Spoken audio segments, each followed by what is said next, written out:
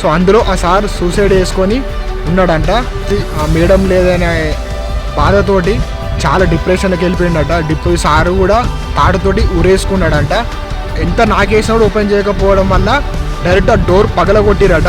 పగలగొట్టిన తర్వాత సో అందులో ఆ సార్ సూసైడ్ చేసుకొని ఉన్నాడంట.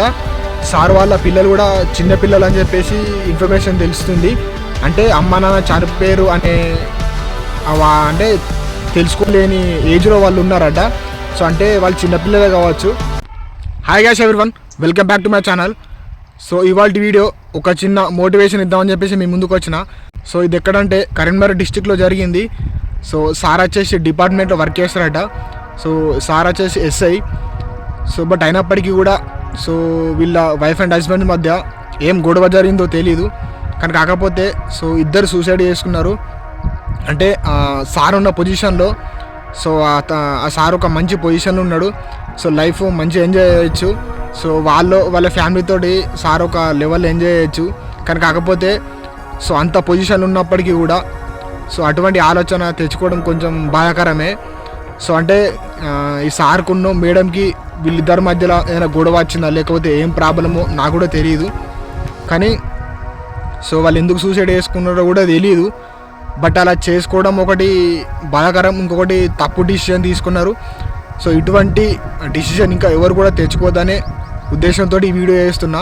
ఎందుకంటే వాళ్ళున్న పొజిషన్కి వాళ్ళకు మంచి లైఫ్ ఉంటుంది. సో ఫస్ట్ థింగ్ ఏంటంటే అసలు ఈ సార్ ఎందుకు చనిపోయింది అని చెప్పేసి చూసుకున్నట్టయితే ఫస్ట్ ఈ మేడం చనిపోయిందట. సో అది ఎట్లా అంటే గన్నేరు పప్పు ఉంటుంది కదా. సో ఆ గన్నేరు పప్పు తిని చనిపోదామని చెప్పేసి ప్రయత్నించిందట. సో ప్రయత్నించేటప్పుడే సో అదే క్రమంలో అక్కడ ఉన్న వాళ్ళు ఉంటారు కదా, అంటే ఇట్లా ఎందుకు తింటారు అని చెప్పేసి ఇట్లా బెదిరించడం లాంటివి చేస్తారు కదా.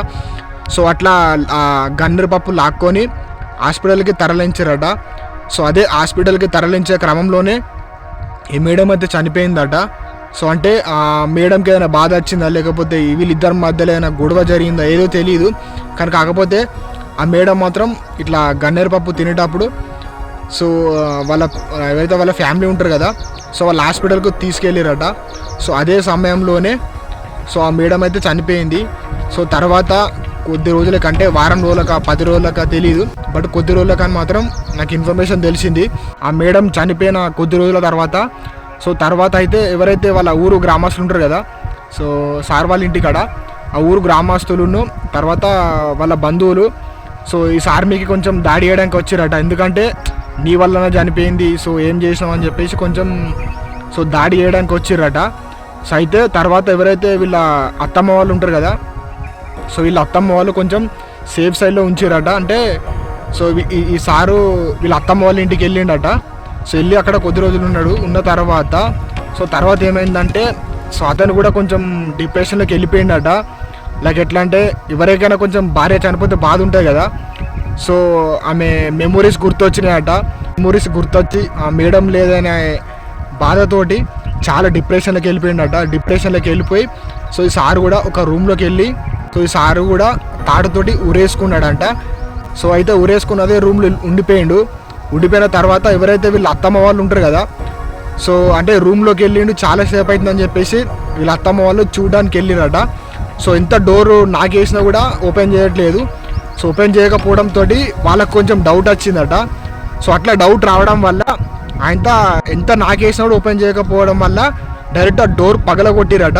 పగలగొట్టిన తర్వాత సో అందులో ఆ సార్ సూసైడ్ చేసుకొని ఉన్నాడంట. సో అట్లా కొంచెం చాలా బాధాకరం. అంటే సార్ వాళ్ళ పిల్లలు కూడా చిన్నపిల్లలు అని చెప్పేసి ఇన్ఫర్మేషన్ తెలుస్తుంది. అంటే అమ్మ నాన్న చనిపోయారు అనే అంటే తెలుసుకోలేని ఏజ్లో వాళ్ళు ఉన్నారట. సో అంటే వాళ్ళు చిన్నపిల్లలే కావచ్చు. బట్ ఒకటి ఏంటంటే చాలా బాధాకరం ఉంటుంది. ఒకటి తల్లిదండ్రులు మన పక్కన లేకపోతే చాలా బాధ ఉంటుంది కదా. సో అదొకటి ఆలోచించేది ఉండే.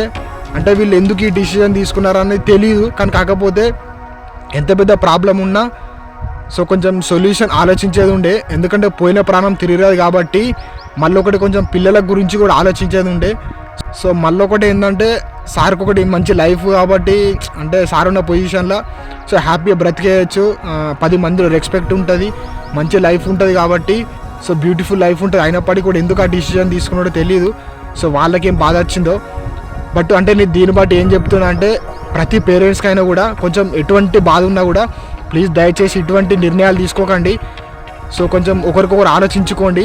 అండ్ ఇంకొంతమంది అంటే వైఫ్ అండ్ హస్బెండ్ ఎట్లుంటారంటే మ్యారేజ్ అయినాక కూడా ఒకరికొకరికి పడదు. సో పడకపోతే డైవర్స్ తీసుకోండి, తప్పేం లేదు. కానీ ఇటువంటి తప్పుడు నిర్ణయాలు తీసుకుని ప్రాణాలు మాత్రం తీసుకోకండి.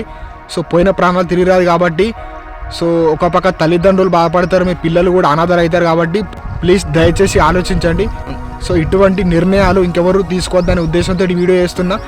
సో అండ్ అలాగే ఈ సార్ అండ్ మేడం సో వీళ్ళ ఆత్మశాంతి చేకూరాలని చెప్పేసి మనస్ఫూర్తిగా కోరుకుంటున్నా. సో ఇది జరిగింది ఎక్కడంటే కరీంనగర్ డిస్టిక్లో జరిగింది.